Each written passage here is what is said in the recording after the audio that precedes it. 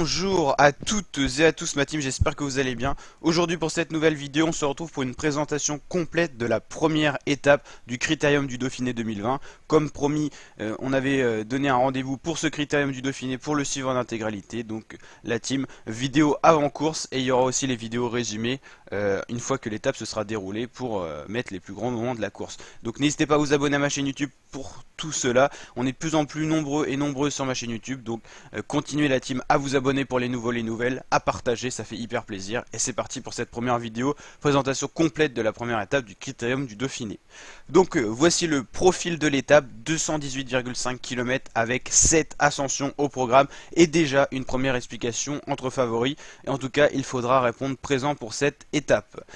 Alors, on aura déjà une petite ascension de 4ème catégorie, 1 km à 8,2% de moyenne. Voilà, elle est située sur le parcours pour donner des points pour une échappée pour des coureurs qui vont se disputer tout simplement le maillot de meilleur grimpeur.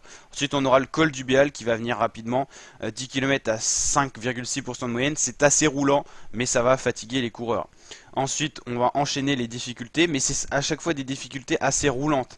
Mais on a quand même deux ascensions successives sans quasiment de replat pour l'arrivée finale, donc une arrivée en altitude. Ça sera une très belle étape.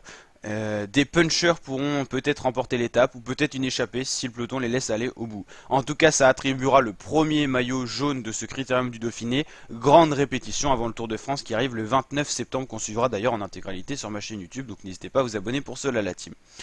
Donc il y a plusieurs favoris pour ce Critérium du Dauphiné, notamment Primoz Roglic qui a été très très fort, notamment sur le Tour de l'Ain, en battant Bernal, Quintana, Kruijswijk, Richie Porte et bien d'autres.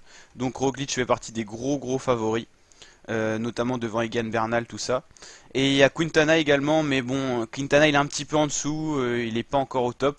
Mais en tout cas, il y a une très grosse start list pour ce Critérium de Dauphiné qui est vraiment une grosse répétition que tous les favoris quasiment ont voulu faire tout simplement avant le Tour de France tout simplement. Miguel Angel Lopez, mais il a pas trop les jambes en ce moment, donc il sera pas forcément leader. Miguel Landa était donné dans les plus gros favoris tout simplement par rapport à son état de forme. On aura aussi Emmanuel Burman, Rigoberto Urán, Thibaut Pinot aussi, Julien Lafilippe. Donc bien sûr Roglic, mais il y aura aussi Kruijswijk et Dumoulin qui sont quand même des leaders. Romain Bardet, Tadej Pogacar, la Movistar, ils ont quand même trois leaders, Valverde, Mas et Soler. Mikkelton avec Adam Yates, Trek avec Richie Porte, Tim Sunweb avec Tij Benoot.